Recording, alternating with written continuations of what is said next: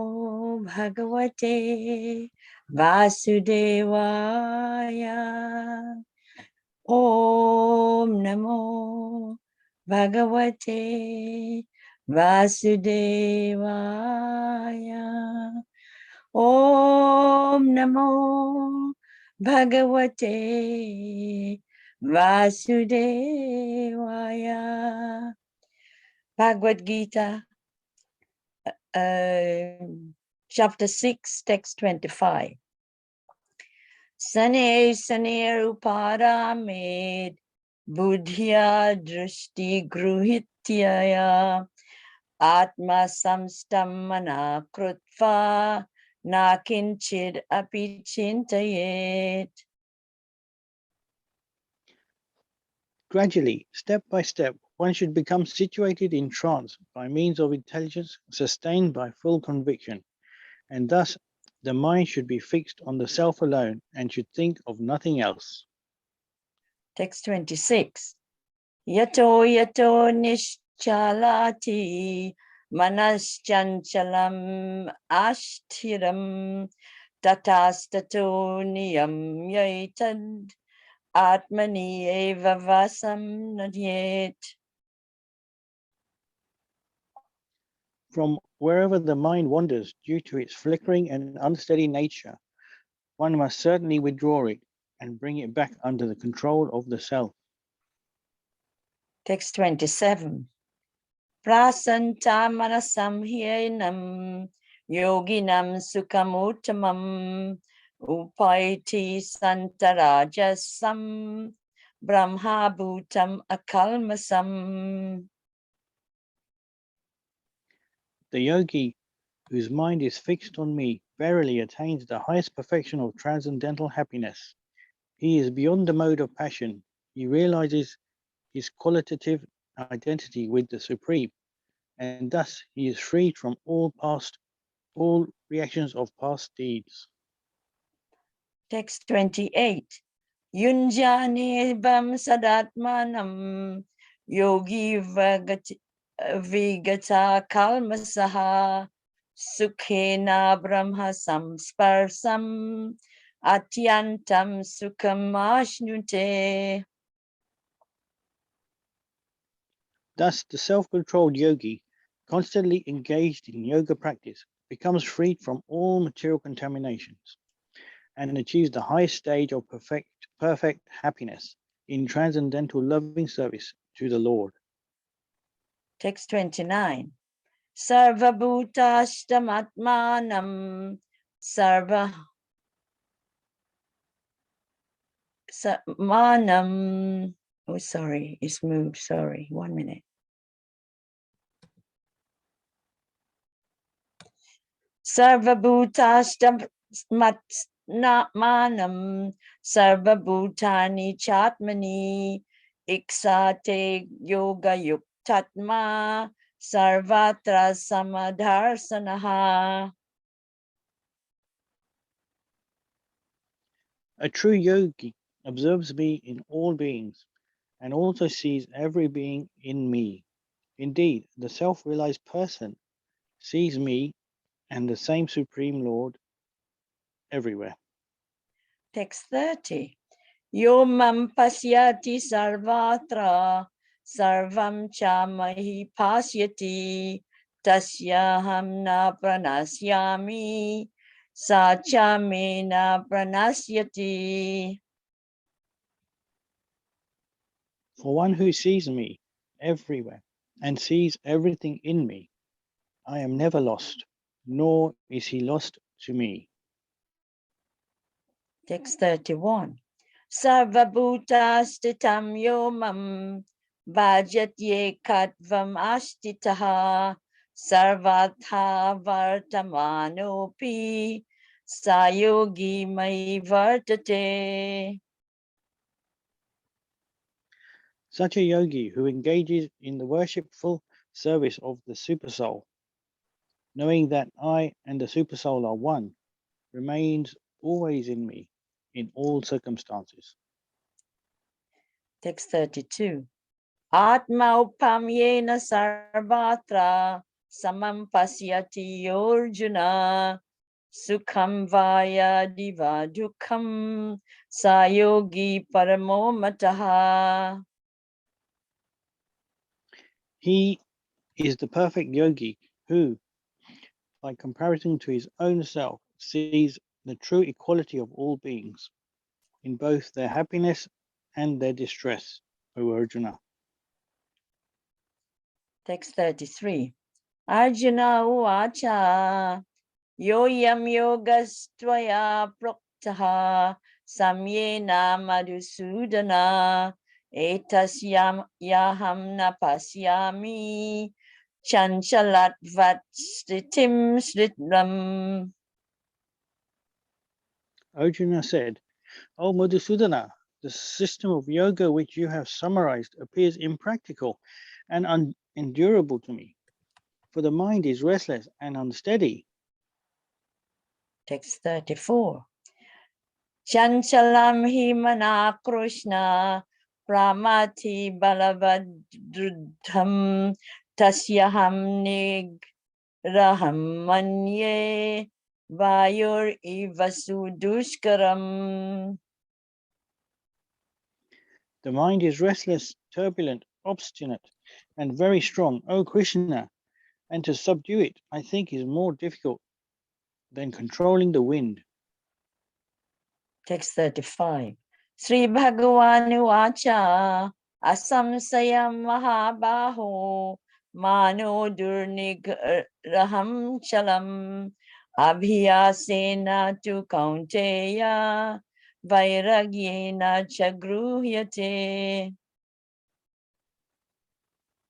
Lord Sri Krishna said, O mighty armed son of Kunti, it is undoubtedly very difficult to curb the restless mind, but it is possible by suitable practice and by detachment. Text 36.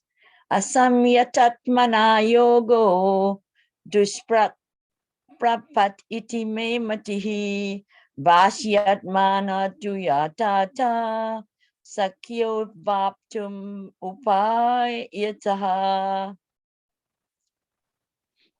For one whose mind is unbridled, self-realization is difficult work, but he whose mind is controlled and who strives by appropriate means is assured of success. That is my opinion.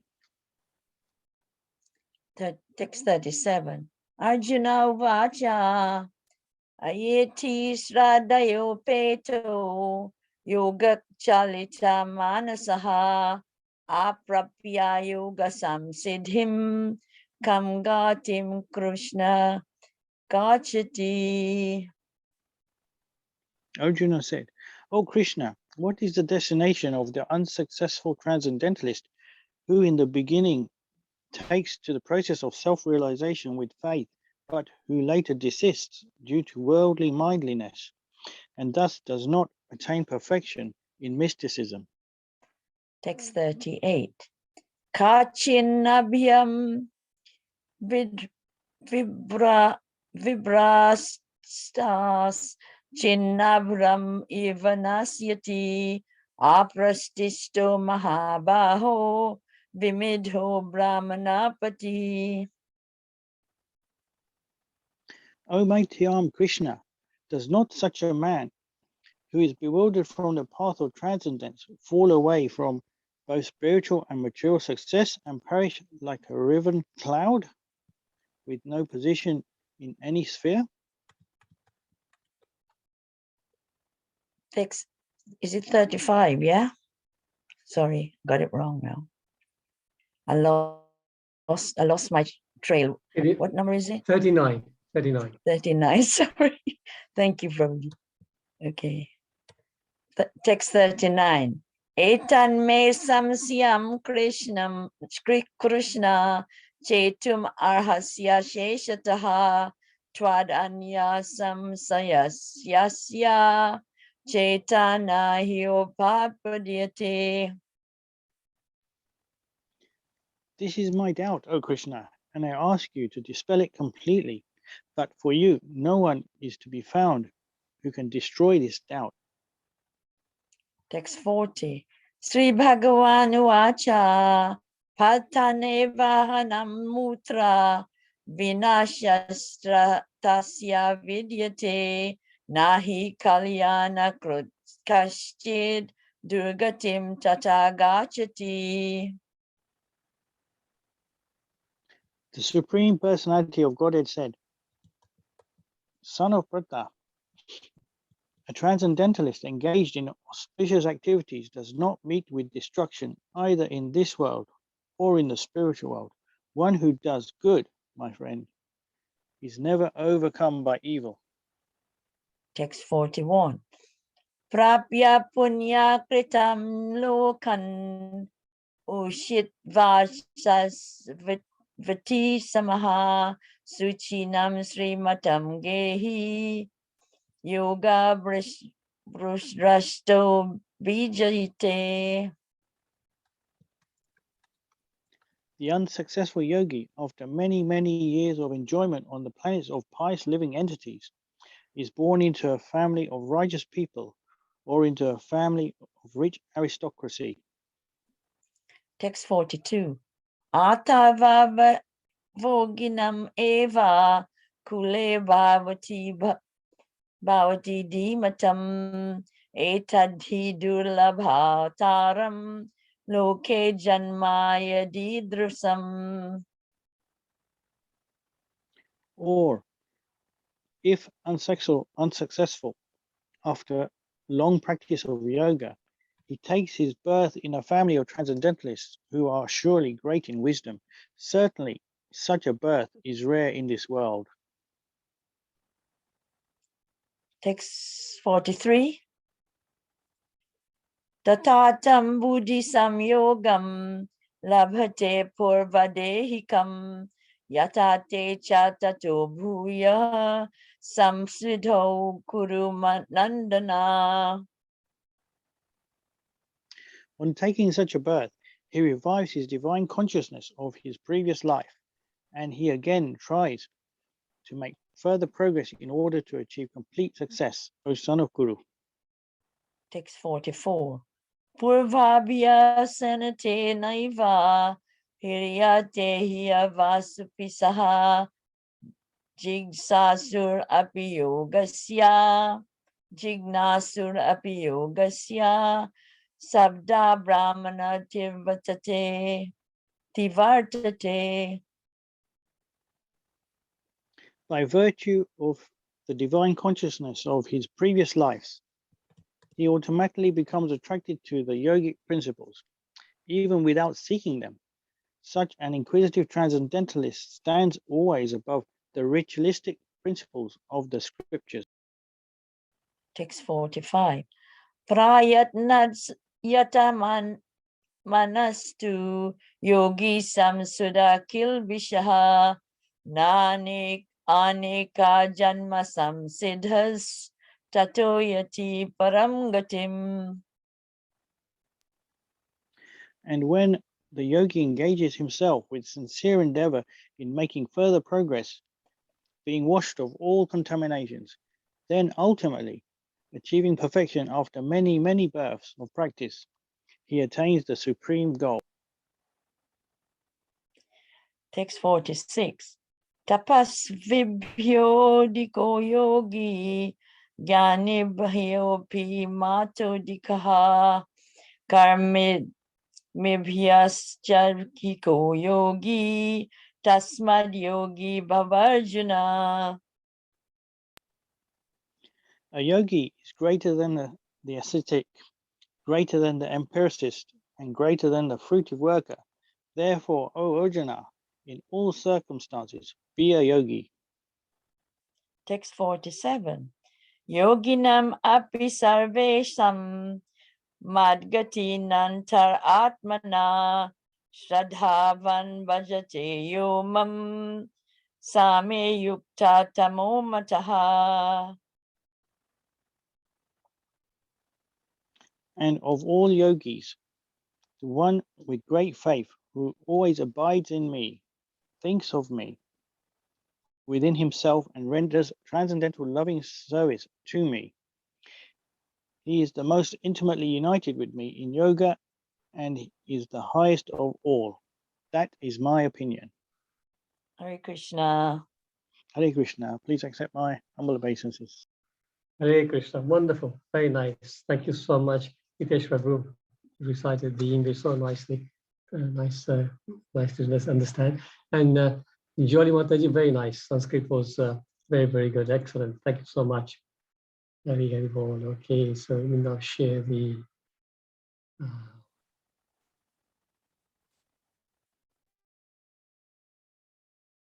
presentation, and we can take it from there.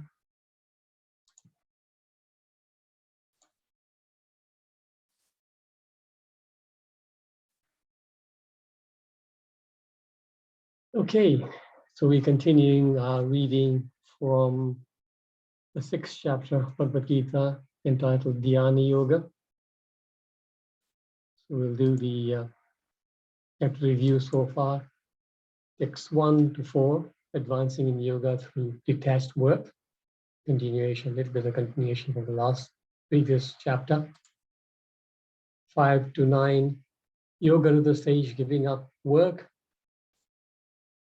10 to 32, which is the current section, Krishna is speaking about the further stages in yoga practice. So we will now recite 28, which is in this section, which is basically talking about Ashtanga yoga, gradually going up. Text 28. Om Namo Bhagavate Vasudevaya. Om Namo Bhagavate Vasudevaya. Om Namo Bhagavate Vasudevaya. Srimad Bhagavad Gita, chapter 6, text 28. Yunjan evam sadatmanam yogi vigata kalmasha sukhena brahma samsparsham atyantam sukham ashnute.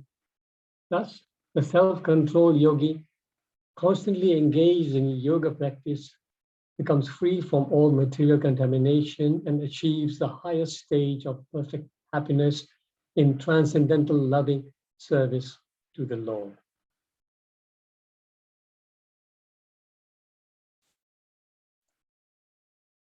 So purport is quite small, so I'll read it myself, just save some time. Give me a second. Purport, Srila Prabhupada ki jai. Self-realization means knowing one's constitutional position in relationship to the Supreme. The individual soul is part and parcel of the Supreme, and his position is to render transcendental service to the Lord. The transcendental contact with the Supreme is called Brahma Samsparsha. Yeah. Om Ajnanati Mirandasya Yananjana Shalakaya Chakshurunmilitam Yena Tasmai Shri Gurave Namaha. Shri Chaitanya Manobishtam Apitam Yena Bhutale Swayam Rupa Kadamahyam Dadati Swapadantikam. Vandeham Shri Guru Shri Yukapadakamalam Shri Gurum Vaishnavamsha Shri Rupam Sadvajatam Sahagana Raghunathan Mitam Tam Sajivam Sadavaitam Sadhutam Parijana Sahitam Krishna Chaitanya Devam Shri Radha Krishna Padan Sahagana Lalita Shri Vishakhamscha. Hey Krishna Karuna Sindhu Dina Bandhu Jagat Pate Gopesha Gopika Kanta Radha Kanta Namostute. Tapta Kanchana Gaurangi Radhe Vrindavaneshwari Vrishabhanu Sute Devi Pranamami Hari. Vancha Kalpatarubhyascha Kripa Sindhu Vyevacha Patitanam Pavanebhyo Vaishnavebhyo Namo Namah. Jai Shri Krishna Chaitanya Prabhu Nityananda Shri Advaita Gadadhar Shivasari Gaura Bhakta Vrinda. Hare Krishna, Krishna Krishna, Hare Hare, Hare Rama, Rama Rama, Hare Hare. Shri Prabhupada Ki Jai. Short purport, but we'll just pick on some of the main points from this little purport and share the nectar as usual. So the last few verses, Krishna has been speaking about fixing the mind onto the Supreme. And this particular verse is talking about the self-control yogi, how he's constantly engaged in this practice. Yesterday's verse spoke about Brahmabhuta Akalmasham, which was being freed from reactions of past deeds. And today's verse here it says, Yogi Vigata Kalmasha, becoming free from all material contamination. So actually this is a repetition of the theme from yesterday. So there may be, I didn't get a chance to listen to Vrindavan Chandra Prabhu's class, but there could be some overlap. So excuse me if there's some duplication going on here. So yes, also this verse in the purport Prabhupada speaks about the self-realization, what it means. Recently, a few weeks ago, I think we went through 16 different definitions that Prabhupada gives in various purports about what self-realization is. And in this verse, he's saying self-realization means knowing one's constitutional position in relationship to the Supreme. So a few interesting parts of the text itself we will look at. Yunjan evam sadat manam.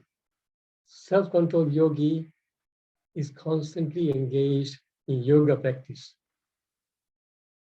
So I was thinking about a couple of verses in the 9th chapter which speaks about how a devotee is engaged constantly in devotional service. So text 9:13, famous verses. Anybody know this? The verse 9:13, which is about the definition of Mahatma. I think it says Mahatmanas tume partha devim prakritim ashritaha. Then I don't remember what Bhajanti something. Yeah, you got it on the screen. You can finish it off. Bhajanti ananya manaso gnatva bhutadim avayam. Very good. Yes. So this is, Prabhupada often used to say that, sometimes people very cheaply use the title Mahatma. But this is the title of the Mahatma, because a Mahatma, just like this verse is saying, Yunjan evam sadatmana. But so a Mahatma is constantly engaged in devotional service. This verse is saying, right? He's saying, O son of Pritha, those who are not deluded, the great souls, the Maha Atma means the great soul. The great souls are under the protection of the divine nature. In this case, divine nature means the spiritual nature.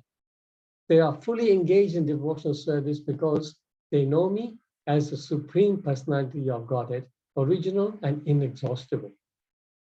So whenever somebody wants to think about what a pure devotee is, a Mahatma, this is the verse we refer to. So a pure devotee, Prabhupada explains in that purport, the pure devotee is not even attracted to any other forms of Krishna. We generally have, we may be attracted to Krishna, we may be attracted to Vishnu, Rama. I personally am very particularly attracted to Narasimhadev, like that. But it is said here that the Mahatma, a pure devotee, actually is not even interested in anything. He's interested purely in the two-armed, three-bent form of Krishna holding the flute and playing in the gardens of Vraja. Then in the next verse, 9:14, again, very famous verse about the process, how these kind of devotees are engaged in constant devotional service. Anybody know this verse? Satatam Kirtanito, ma'am. Yes, Krishna Mataji. Can you read it or just recite it? Yatantasya dradvita Namasantasya mam bhakta nitya yukta upasati. Wonderful. So this is exactly so. But these two verses are very, very important. Actually, it teaches us what we are aiming for. Always chanting my glories, endeavoring with great determination, bowing down before me, these great souls perpetually worship me with devotion.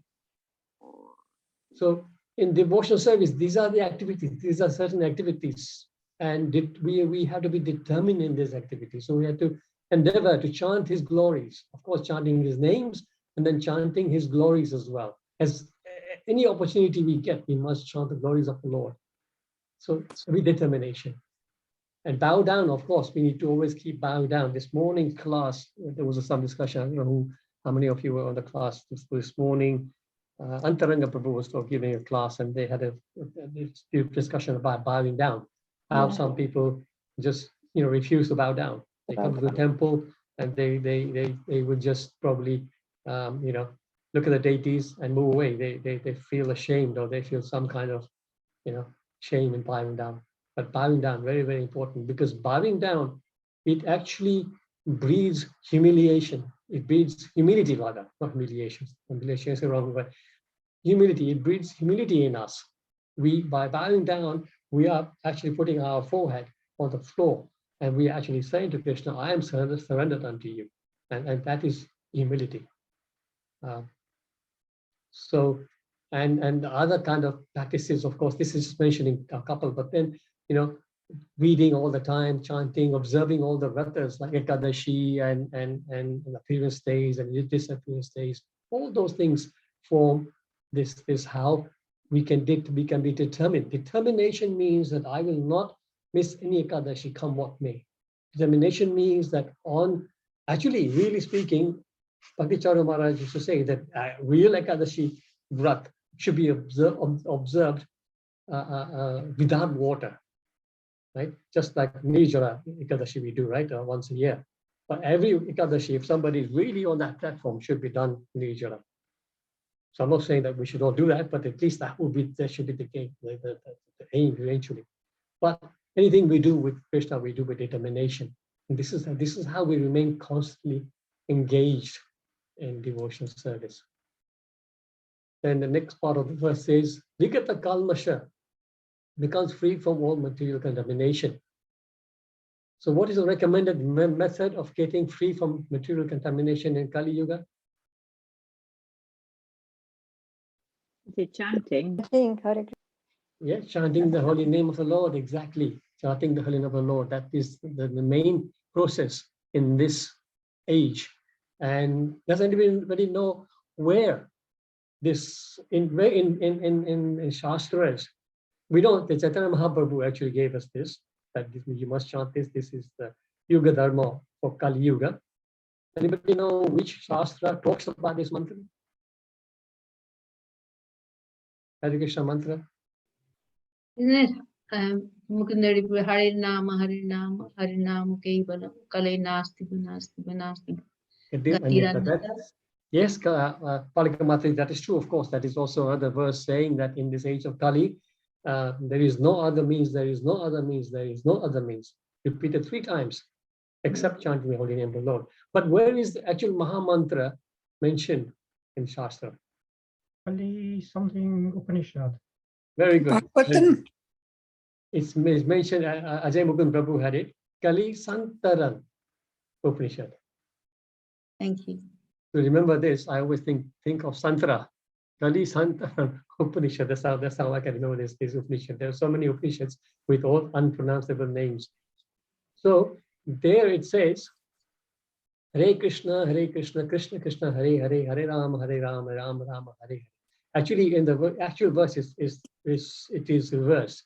Hare Rama, Rama Rama, Hare Hare, Hare Krishna, Krishna Krishna, Hare Hare. Iti Shorashkam Namnam Kali Kalmasha Nashanam Natha Paratapaya Sarva Vedeshu Drishyate. So it says this in this Upanishad, it says the 16 names of the Hare Krishna Maha Mantra. Hare Krishna, Krishna Krishna, Hare Hare, Hare Rama, Rama Rama, Hare Hare, destroy all the inauspiciousness of the age of Kali. This is the conclusion of all the Vedas. So if ever somebody asked, where did you get this mantra from? So this is the authority. We have this mantra quoted in the Kali Santaran Upanishad. Also in the Bhagavatam 12th canto, 3rd chapter, it's something else. It's also mentioned. So there's so many different mentions actually about the chanting of the name. And this particular verse I'm thinking about in the 12th canto, 3rd chapter, text 51, talks about the Kali Yuga being an ocean of faults. Anybody remember that verse?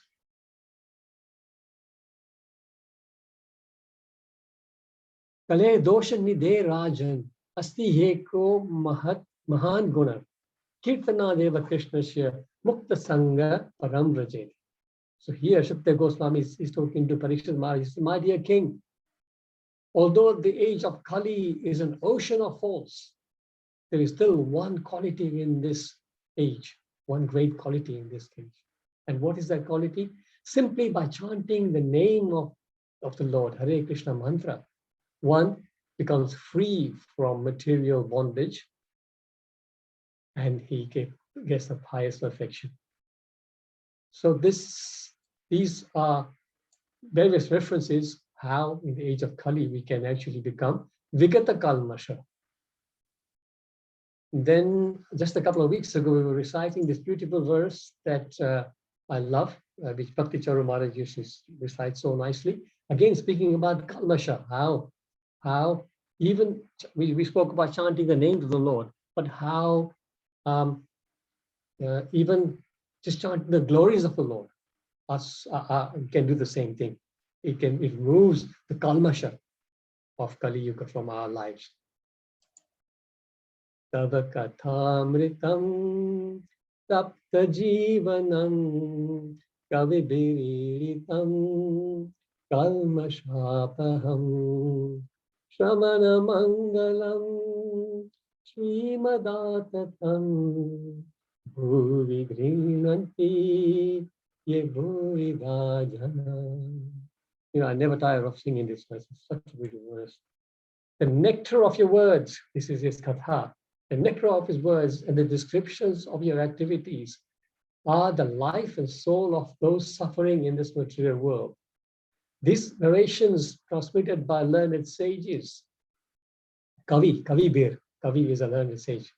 By learned sages, eradicate one's sinful reactions and bestow good fortune upon whoever hears them.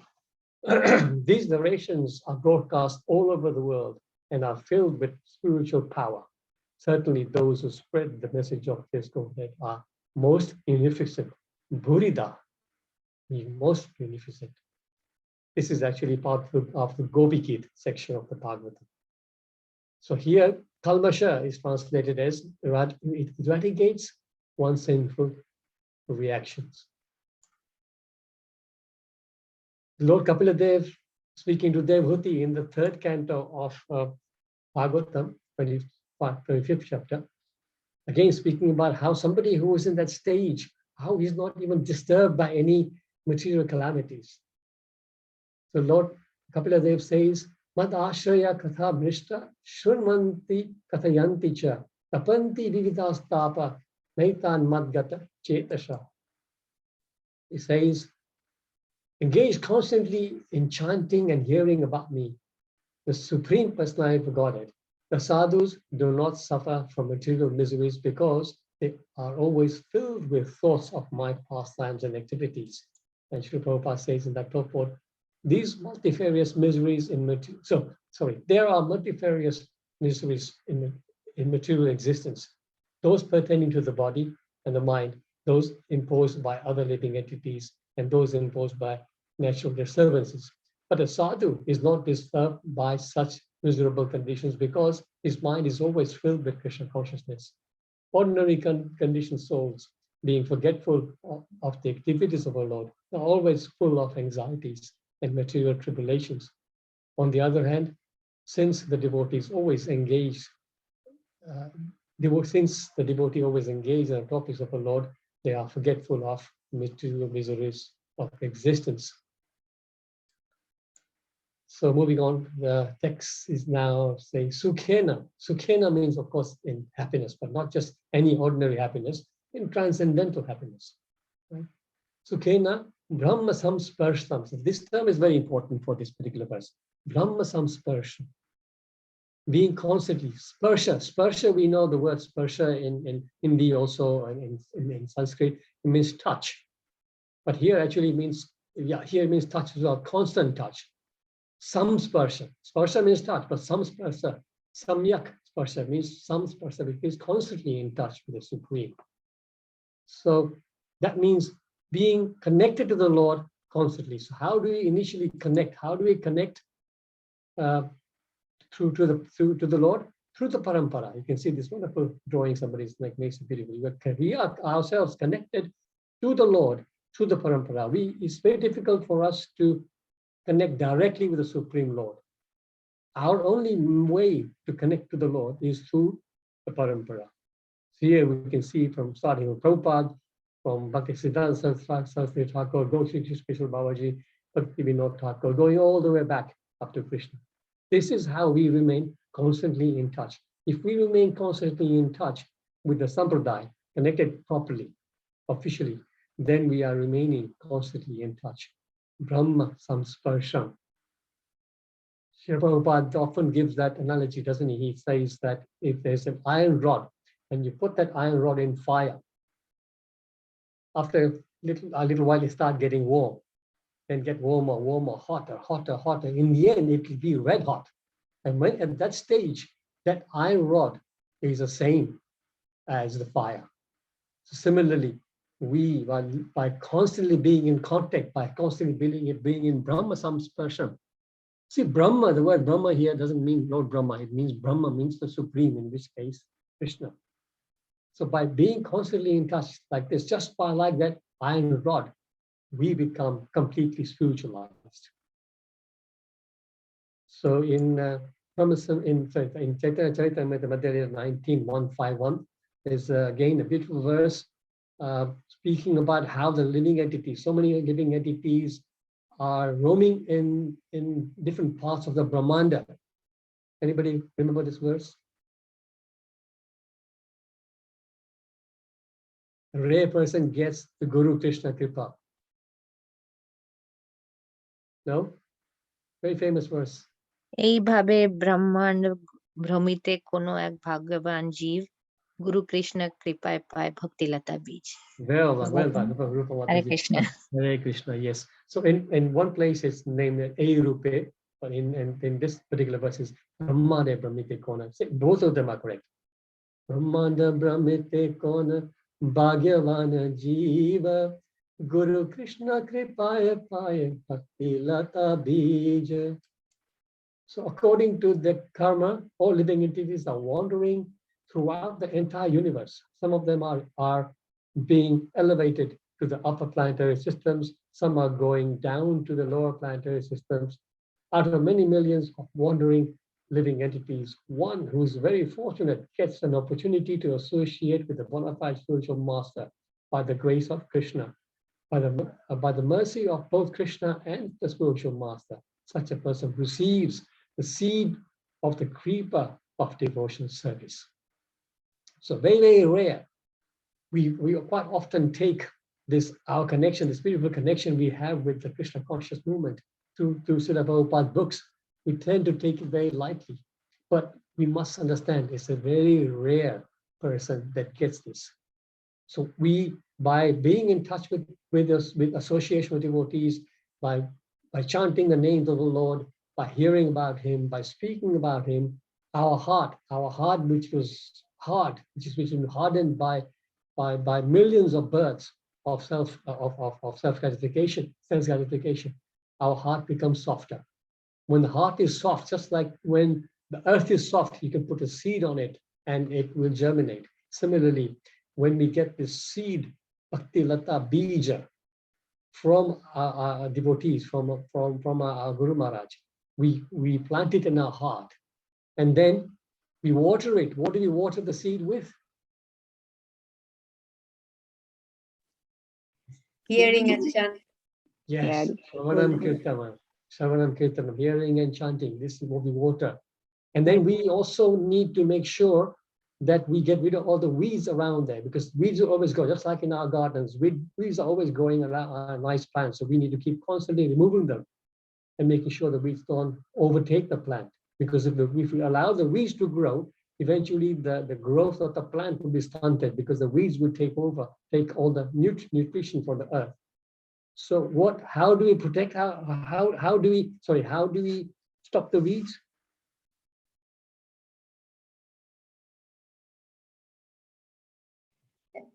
Sharing With insight, love and devotion. Love and devotion, all those answers are true, but particularly Prabhupada explains that how we actually stop the weeds. What are actually the weeds are the anarthas.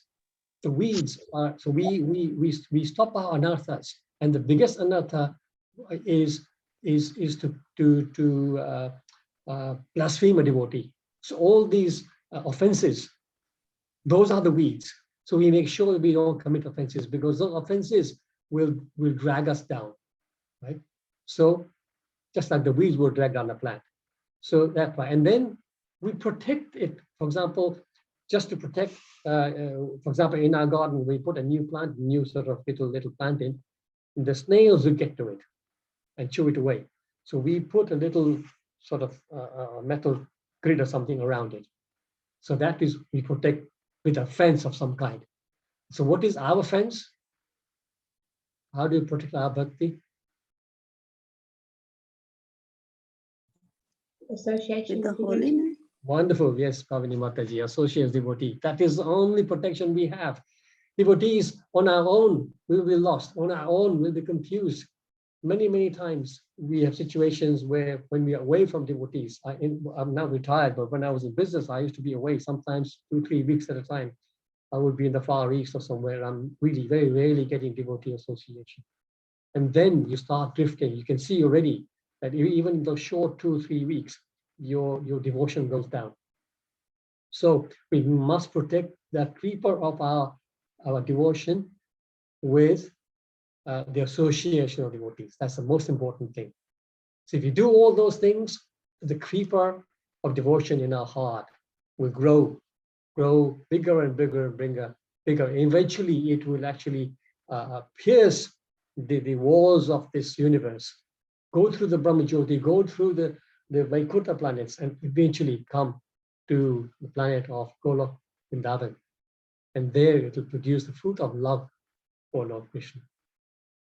So this is not some fantasy. And this is not also, when we say that the creeper goes all the way through all the, we don't see devotees having creepers going up, and we can't see that. It's all not physical, but it is transcendental. So it is actually our consciousness that is transformed. And this is the way we actually get ourselves promoted the spiritual world. Then, so Brahma Sparsh. So this is Brahma Samsparsham, which means being in contact, being in constant touch with the Supreme. So the opposite to that is Bhoga Samsparsham. What does that mean? Anybody? Being Material in enjoyment. touch with the senses. Yes, being in Sense of touch with material gratification. enjoyment, exactly. Being in constant touch with material senses. And we recently did the 5th chapter, and there's a beautiful verse in the 5th chapter, 522, which talks about sparsha also, but in the bhoga sparsha way. Anybody? Yehi samsparsha bhoga dukkha yone evate adyantavanta kaunteya na teshu ramate buddha. An intelligent person does not take part in the sources of misery which are due to contact, this is samsparsha, with the material senses. O son of Kunti, such pleasures have a beginning and an end, and so the wise man does not delight in them. Prabhupada says in this purport, material sense pleasures are due to the contact of the material senses, which are all temporary because the body itself is temporary. A liberated soul is not interested in anything which is temporary, knowing well the joys of transcendental pleasures. So knowing well the joys of transcendental pleasures, how can a liberated soul agree to enjoy false pleasure? Makes so much sense, yet most of us are so attracted to material pleasures still. Then, and the purport says, Atyantam Sukham Ashnute. Ashnute means achieving or getting. He achieves the highest stage of perfect happiness in transcendental loving service of the Lord. So once we get to this stage, then we're getting this kind of sukha. It's perfect. That's the highest stage of perfect. And this is explained in the 10th canto, 14th chapter, text 58, where it's beautifully explained how once we take the devotional service properly, then we are not disturbed by anything, and our happiness is perfect. So this is Samashita ye padapallava plavam mahat padam punyam yaso murare pavam mudil vatsa padam padam padam yat padam yat vipadam natesham. So very nice, very poetically explained here. For those who have accepted the abode of the lotus feet of the Lord, who is the shelter of the cosmic manifestation and is famous as Murari, the enemy of the Mura demon, the ocean of the material world is like the water contained in a calf's hoof print. Their goal is Param Padam, Vaikuntha, the place where there are no material miseries, not this place where there are dangers and danger at every step. Padam yat vipadam. So see, this whole material ocean, the sagar, the sansar, is so difficult to cross. But once we get to this stage, samasita, when we actually take the shelter of the boat of the lotus feet of the Lord, then that whole sansar is like the water contained in a little hoof print of a calf. It's very, very easy then to cross beyond. So devotees, I will stop here. There's a few more things, but I will stop. It's past 8:30, so I will request any comments or realizations, corrections.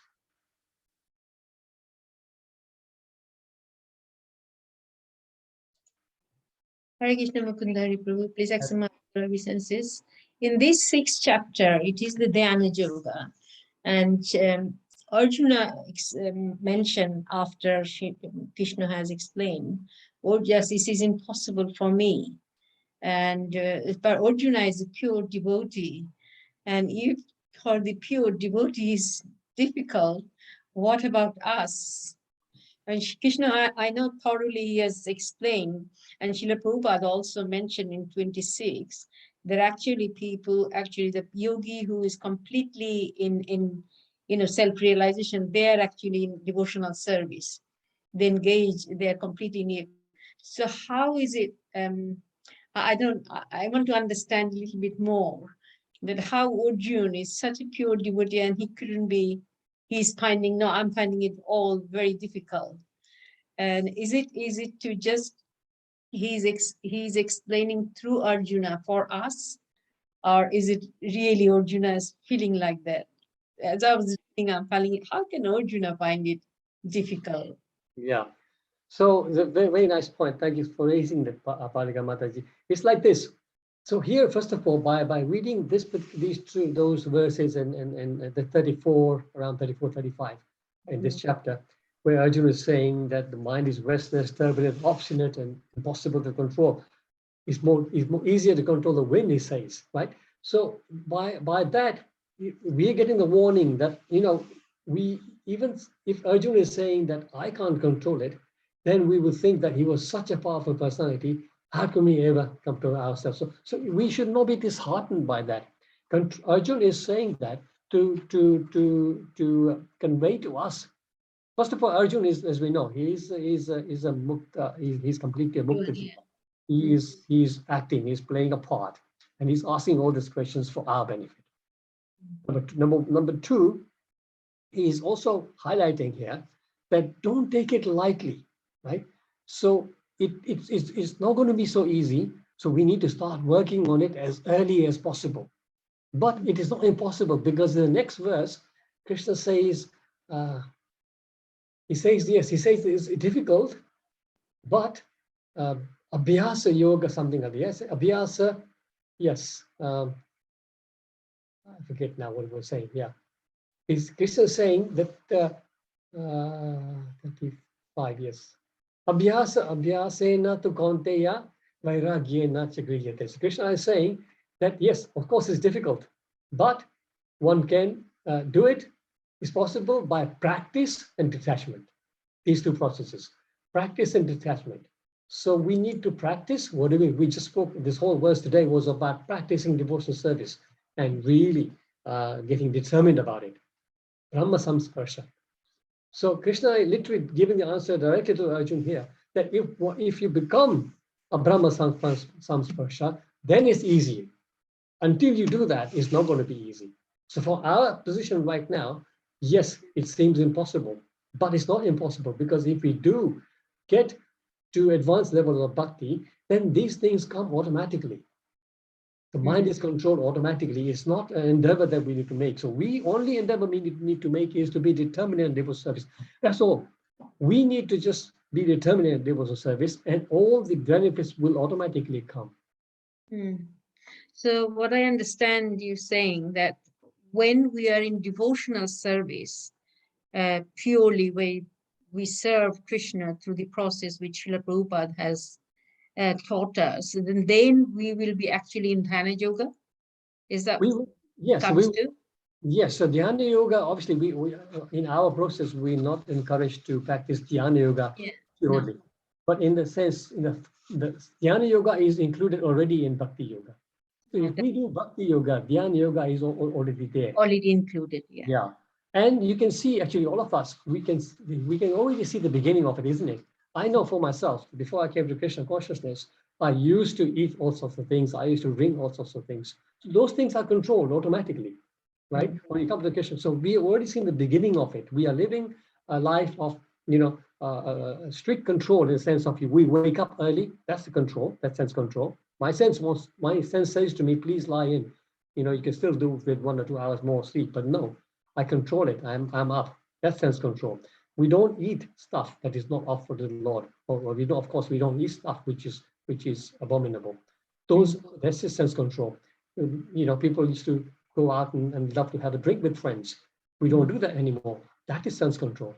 So we already taken steps, right? So the mind is being controlled. You can see that if somebody said to me before I came to Krishna consciousness, actually my wife and my mother made a big effort a long time ago to say, stop doing all that. My life before I came to Krishna consciousness 20 years ago was completely karmic life. And I didn't listen to anything, but you can see just by being in association with devotees, I was able to control the senses to some extent. Of course, there's still a long way to go for me, but I was able to. So you can see the process works. That's the main thing. Once you know the process works and you have the faith in the process, you get determined, and it will eventually be fruitful.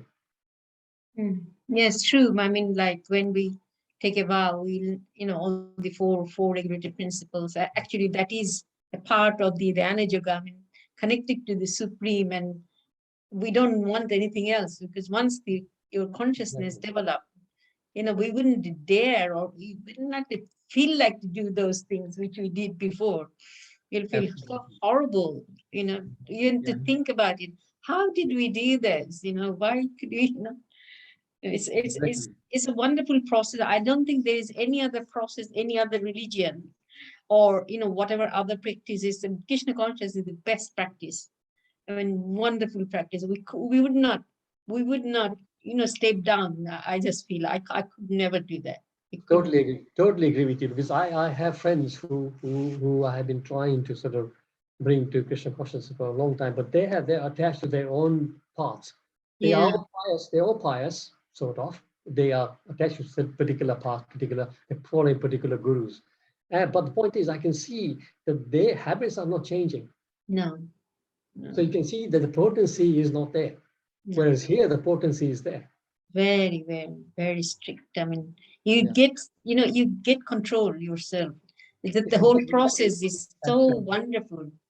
The And whole it's not- process of conscious is And just, it's also not that we are doing it out of fear, or it's not that yes, somebody is holding a stick over our head and saying to me, if you do this, I'm going to hit you. No, we do it because we gradually understand, and we do it out of love. yes, it's true. Also, the consciousness changes. The Yeah, whole it does. changes. Absolutely, absolutely does. Exactly. Thank you, Palika Mataji. Thank you. Thank you so much. Thank you. Anybody else?